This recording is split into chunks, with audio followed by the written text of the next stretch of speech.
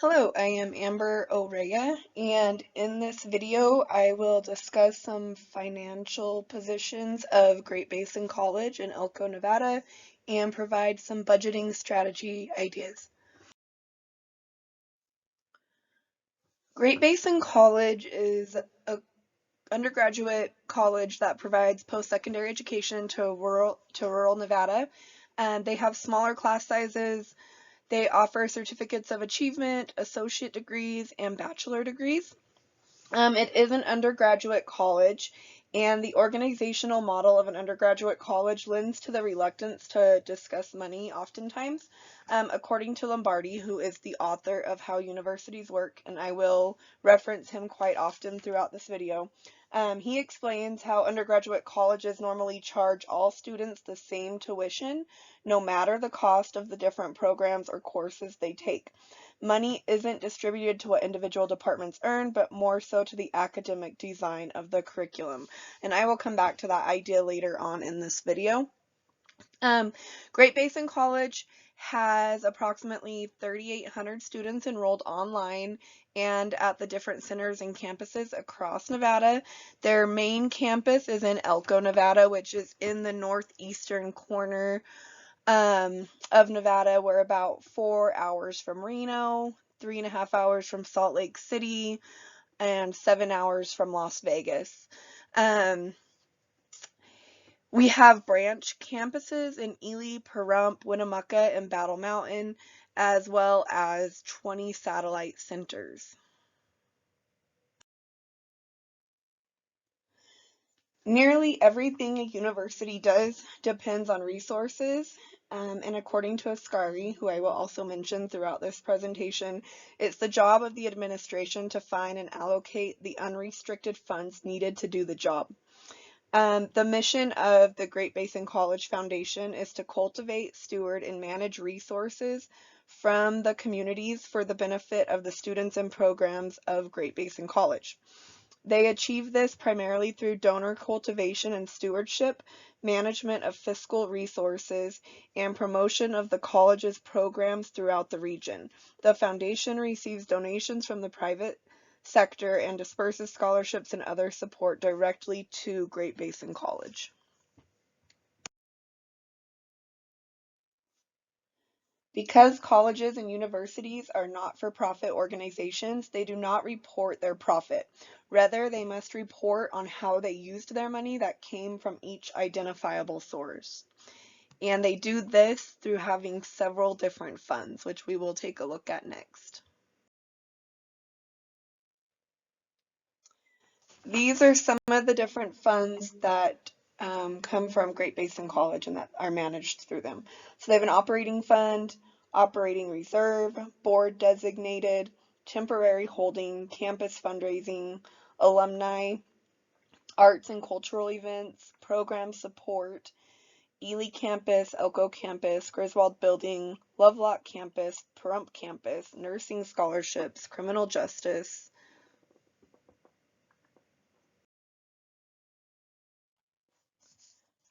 temporary scholarships pulled, student child care assistance, temporary pass-through scholarships pulled, general scholarship fund, institutional sustainability, health sciences and human services, emerging opportunities, DWRF maintenance endowment, pulled endowment funds.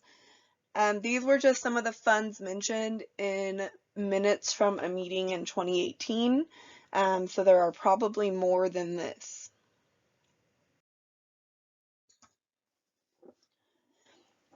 According to Lombardi, faculty normally expect their administration to obtain the necessary money to operate the institution, and it is through the different funds that contribute to the revenue of the institution. According to the 2018 meeting minutes, contributions were $1,078,696. Admin and management fees equaled up to $96,808. Investment income was $330,178. Investment gains were $260,460. and other income $10,271, which equaled a gross revenue of $1,776,413. Great Basin College's expenses that were reported in those minutes, they had scholarship disbursement was a total of $360,010. Other disbursements were a total of $460,446, with program support being the majority of other disbursements at $437,327. Restricted program expenses were a total of $136,646. Administrative expenses $50,869, with some of those highest ones being for administrative expenses was accounting and audit was $26,000. Software and support was an administrative expense that was $9,229. And then facility rental and fees was also a higher expense at $3,600.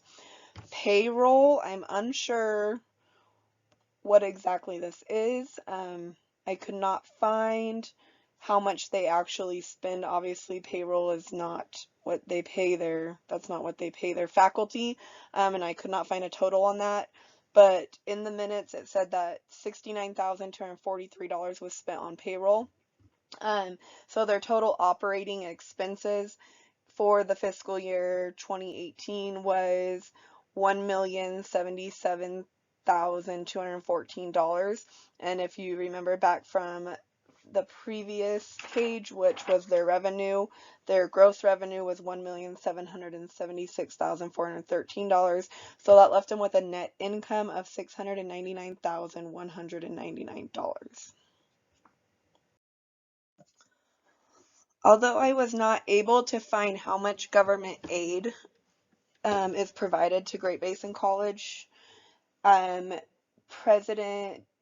President Joyce Helens did mention that in 2018 they had their highest CTE enrollment, and also in 2018 high school dual enrollment increased by 50%, and that if she wants to hold on to these students and graduate them in order to boost state funding for the next school year, which is actually this school year 2019-2020.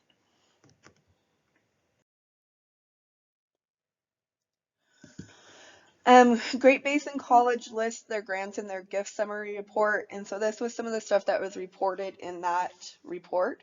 In July 2018, NEH grant of $3,000 was given, for instance. I am not sure what NEH stands for. The Winnemucca Hospital pledged $1 million to a new health sciences and technical building on the Winnemucca campus. This pledge from Humboldt General Hospital, which is the Winnemucca Hospital, was the catalyst in asking other firms and organizations to contribute to the building. If GBC exceeds the $2 million needed for the building, their plan is for the CTE program to be expanded beyond the initial building proposal. Additionally, the Governor's Office of Economic Development provided the Ely Diesel Program grant, which is a collaboration between GBC and various mines. And then Barrick, another gold mine around northern Nevada, approached the college and asked if they would reinstate the CDL program after being cut the previous year because of lack of qualified student enrollment, which hurt funding from Barrick. So the consortium, which is led by Barrick Gold Mine, will provide $600,000, the cost of the program. 84 drivers are projected to graduate from this program over 3 years. Philanthropy are gifts that are given to colleges as well. In July 2018, Great Basin College received $8,360 in gifts. In August, they received $32,680. So you can see that month to month varies in how much gift they are given.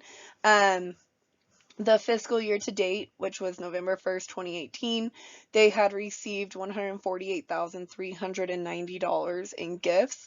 Some of the biggest contributions was GBC program director Don. That's how it was listed in the report. But he had given $64,626. Barrick, the gold mine around here, had provided $32,500 in scholarships. And then Winnemucca Health Science and Electives had given $30,000 in gifts. It is obvious that higher education institutions have a lot of different areas that they can invest and spend their money, and money spent should help the institution reach their goals, according to Lombardi. He also reminds us that university people are smart and creative, and their good ideas for investing in the university overwhelm the funding capacity for every institution. In our specific area up here in Northern Nevada, we are a mining industry and we get a lot of support from the mines. So it is important to continue to invest in the CTE programs such as diesel technology, welding, and electrician programs in order to provide workers for the mines that are educated and go out there with a certificate. And they provide us a lot of support as well.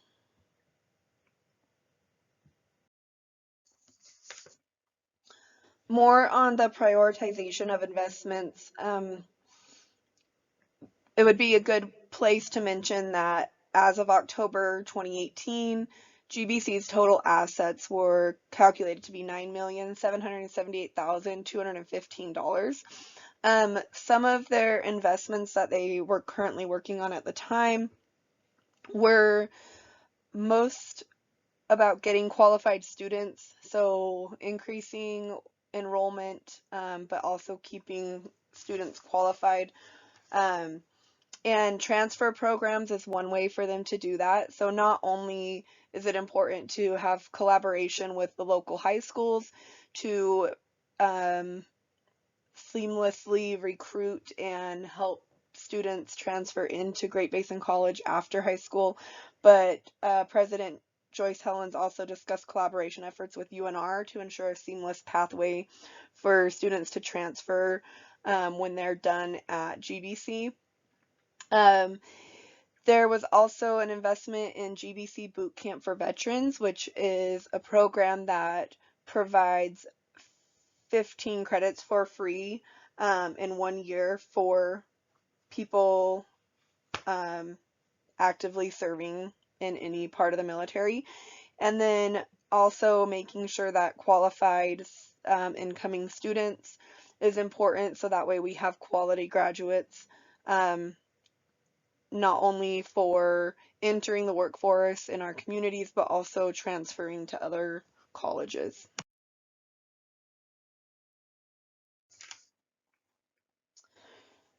Coming up with a budget strategy requires discussion time, which is most likely taking away from new course development, curriculum improvement, grant writing, and more. So work of this type is only free if somebody outside of the university is paying for the faculty hours spent on budget planning, according to Lombardi. He also mentions that if tuition represents a small fraction of the university's funding compared to endowment income and annual giving, as seems to be the case for Great Basin College, the university needs to focus on enhancing gift revenue where the returns are the highest, rather than on expanding enrollment, which may have a lower return or even generate a loss when tuition and fees do not cover the cost of tuition. One strategy, which contradicts the average undergraduate college's organizational model mentioned earlier in this presentation, of money not being distributed to individual programs for what the program generates in tuition and fees, but more so towards the overall academic design of the curriculum, is called responsibility-centered management. This strategy is where the individual units and programs in a university are responsible for their own earning of income and controlling of expenses. As mentioned, the strategy doesn't usually work for undergraduate colleges, but there are still different departments, and each department could be responsible to some extent in funding money, whether through fundraising, obtaining grants, etc. Lombardi does mention that university people are smart and creative, so allowing more people in on revenue generation would not hurt. Additionally, Ascari agrees that universities need to use their creativity to utilize whatever available tools are out there in balancing their budget. So it should not be left to just a select few administrators to take on such a task. Um, Four strategies that Ascari gives are increase enrollment and maintain the current tuition fee. This would be something, it seems like this is something that Great Basin College works on. Cut costs by limiting enrollment. I don't think this would be a good strategy for Great Basin College, and it doesn't seem like this is a strategy that they are utilizing. Recruit more international students who pay higher tuition fees. I think a local college, undergraduate college, is not going to have as much success in recruiting more international students. And then increase tuition fees for current and new students. I think that would be a good strategy for Great Basin College. Cheslock and Hughes discuss the tuition and fees across different states being aligned with the median income of that state.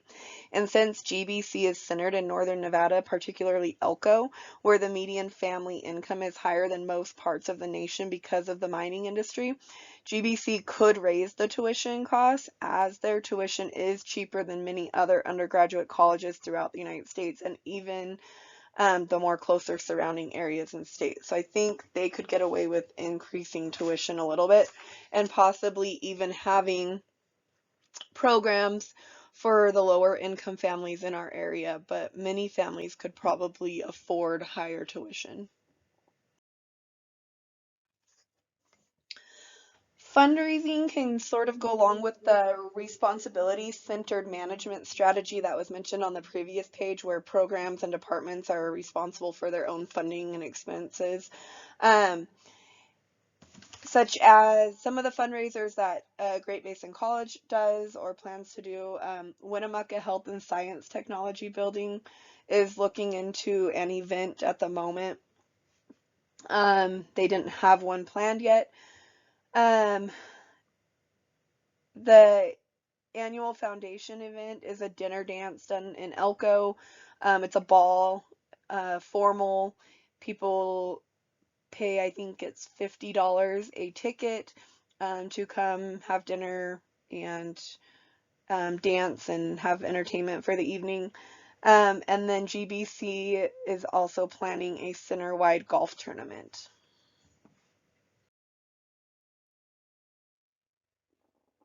Finally, it is critical for leadership in higher education institutions to have an understanding of the funding dilemmas that they face. President Joyce Helens of GBC did mention that one of their dilemmas right now is a $1.4 million deficit. However, they have had a 13% increase in enrollment overall, and but they've also had a 20% increase in FTE hours, but she is positive that those numbers will help the deficit.